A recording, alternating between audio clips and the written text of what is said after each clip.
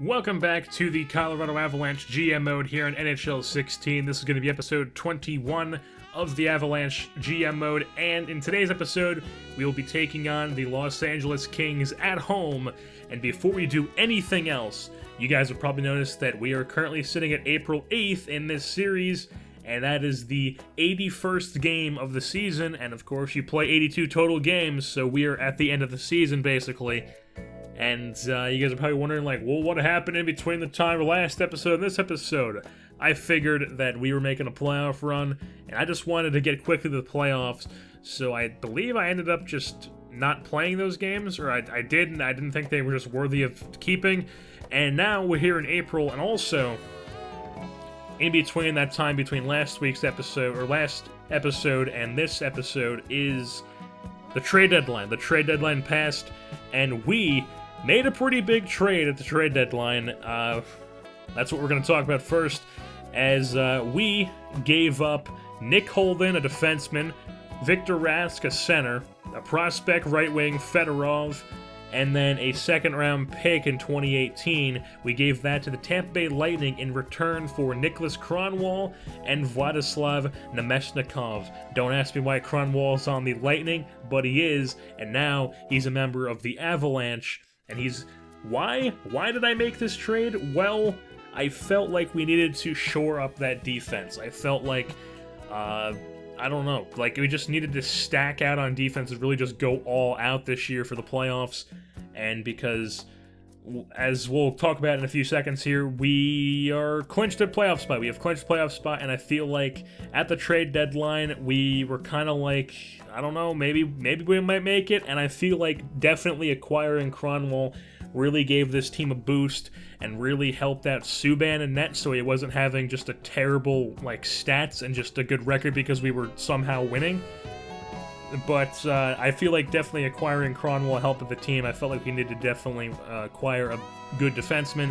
And then I threw in Namestnikov. I tried to pick up him because, well, he wasn't getting much ice time on the Lightning at all, really. Like, he was getting fourth-line minutes, if any, if he wasn't a scratch, and I just felt like he could definitely help out our team on a third line, because our third line isn't exactly like what a usual third line would be, because it's usually your top two lines are like your skill players. Your third line is more of like a combination of skill and checking, and then your fourth line is just like your grinder type guys.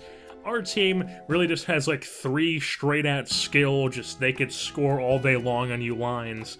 And then our fourth line is kind of like that, like, combination of skill and checking. We don't really have a full-out grinder line, which I don't think is too big of a deal.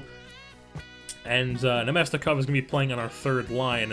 I feel like that's going to really help him out, and he definitely has done some pretty good things on that little span in between last episode and the trade deadline and this episode. So, with that being said, let's hop on into the stats and stuff. So we are currently 45, 30, and 4.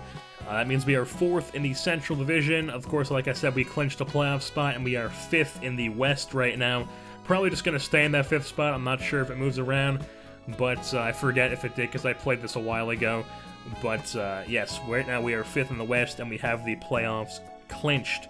And let's just go over a couple guys for stats-wise. Matt Duchene has 25 goals, 41 assists, 66 points. Nathan MacKinnon, 27 goals, who was our goal leader, 33 assists and 60 points. Bondker, 22 goals, 34 assists, 56 points. Grigorenko, 20 goals, 32 assists, and 52 points. Landeskog, 22 goals, 24 assists, and 46 points. Those are all our 20-goal scorers. Of course, the team being led by MacKinnon, and then a close second of Duchene, who has 25, only 2 behind MacKinnon. And of all these guys are 80 games played, except for Landeskog, who has 78, because he's missed a couple more games than the rest of the team, than the rest of those guys who I listed. And we are here in Denver, Colorado, home of our Colorado Avalanche, as they will be playing host to the Los Angeles Kings, who are 43, 33, and 3 on the season here at the Pepsi Center. It's going to be a mid-2000s, early 2000s throwback night, as we are wearing our, like, maroon Colorado in a diagonal across the chest, and they are wearing their old, like, I don't even know what I would call that era, the Mike Camilleri Kings era, when they weren't very good Kings era. So, we'll start things off in the first here. Kings in our zone, shot save Subban. He's going to pass this one out. Can't be collected as the Kings take it right back. Kopitar down low, back crossed. That's going to be a one-time goal for the Kings, and they get things started off early here. 1-0 Kings lead. I believe it was Gaborik on the goal, assisted by Kopitar and Toffoli, I believe. Yes, it was Gaborik, assisted by Toffoli and Kopitar.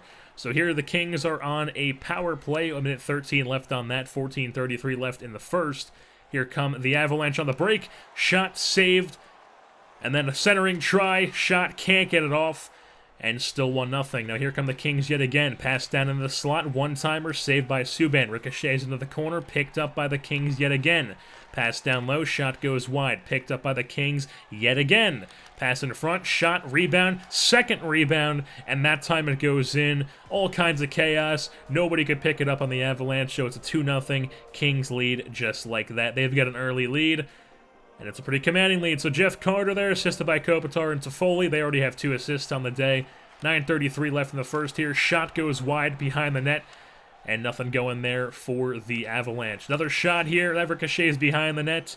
Picked up by the Avalanche. Puts on the brakes. Centering try. Shot saved by Quick. 7:23. He freezes it up here. So here's another rush. Chaos behind the net. Picked up by the Avalanche. Shot by Hemsky. That's going to be off the bar and in as Alesh Hemsky makes it a 2-1 hockey game now. Cuts the lead in half. It's now a 1-goal lead for the Kings with 6:32 left in the first period here, as Hemsky was assisted by Bork there. Those are 2 guys on the 4th line for us. Bork speedster and Hemsky being just a veteran guy. A minute 40 here. Shot on the breakaway. Not really a breakaway, just a good rush there by Duchesne. And Duchesne knots his 26th goal of the season, trying to catch up to McKinnon here with 2 games left. So with 1:37 left in the first, the Avalanche tied up at 2. Assisted by Gormley, Duchesne on the goal. So at the end of 1, it's going to be 2 Colorado Avalanche, 2 Los Angeles Kings. Let's hop on into the second period now. 16:46 left. Pass over to Duchesne. He's on the rush here. Deeks in between 2 guys. Shot scores, as it's going to be a 3-2 Colorado Avalanche lead now. Matt Duchesne ties the goal lead with Nathan McKinnon, as he now has 27 on the season. So 3-2 here. Shot goes wide, ricochets behind the net. Picked up by the Avalanche. Skate back to the blue line. Passed over to Johnson. It's a little bit of a wide pass, but collects it. Slap shot. Looks like it was tipped, but it looks like it may have been tipped by an opposing player. So it's going to be an Eric Johnson slap shot goal. 4-2 is the score now. So at the end of 2, it's going to be 4 Colorado, 2 Los Angeles, as we'll hop in here in the third. And we're only going to show 1 third period little play here, as it's an empty net goal by Vladislav Nemestikov. The new guy from the Lightning we acquired makes it a 5-2 game, as that is the dagger in the Kings. Nemestikov with the unassisted empty netter, as the final score in this game is 5 Colorado, 2 Los Angeles. That has had a cookie crumbles here at the Pepsi Center in Game 81. Our Avalanche are going to be heading into the playoffs pretty much on fire, getting ready to make a huge run here in the playoffs. Our first time in the playoffs in this series will be Season 3. So next episode, like I mentioned 6 times already, we're going to be in the playoffs next episode. And with that being said, I've been your host, Jersey Born, and I'm saying goodbye. Gotta keep it moving, sorry baby, I don't like to wait. I'm hungry and I'm driven, can you please get me your license plate? Girl be feeling it, they killing it, I see them dead chicks. Got that money, they stick to you, yeah I guess that bread sticks. Nigga got a vision, I don't think you see it well. Over when the fat lady sings, do you see it well? I am young and I am reckless, but some hung just like a necklace. Go against me and you screw, so Texas.